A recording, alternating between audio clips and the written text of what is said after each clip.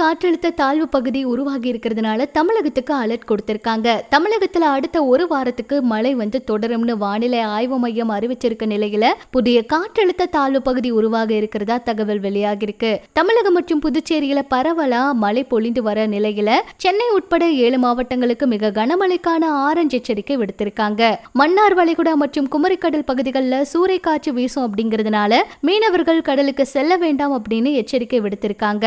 தமிழகத்துல 24 மணி நேரத்துல அதிகபட்சமா நாகை மாவட்டம் கோடியக்கரையில 12 சென்டிமீட்டர் மழை பதிவாகி இருக்கு. செம்பனார் கோவில்ல 9 சென்டிமீட்டர் மழையும், தங்கச்சி மடத்துல 8 சென்டிமீட்டர் மழையும், தலைஞாயிறு வேதராணியம் சீர்காழியில 7 சென்டிமீட்டர் மழையும், பாம்பன் புதுச்சேரி மயிலாடுதுறை தரங்கம்பாடியில 6 சென்டிமீட்டர் மழையும் பதிவாயிருக்கு.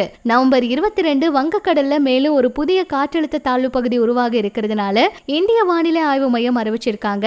வடமேற்கு திசை நோக்கி நகர்ந்து அடுத்த 48 மணி நேரத்துல வலுப்பெற வாய்ப்பு இருக்கிறதாவும் சொல்லியிருக்காங்க. 21, 22 ஆகிய நாட்கள்ல கன முதல் மிக கனமழைக்கு வாய்ப்பு இருக்கும்னு அறிவிச்சிருக்காங்க. தமிழகம் முழுக்க பரவலா நிறைய இடங்கள்ல மழை பெய்து வருது. புதுச்சேரியிலும் மழை பரவலா பெய்து வருது. சென்னை உட்பட 7 மாவட்டங்களுக்கு மிக கனமழை அப்படிங்கறதுனால ஆரஞ்சு எச்சரிக்கை கொடுத்திருக்கிறதுனால இப்ப தீவிரமா கண்காணிப்புல இருக்காங்க.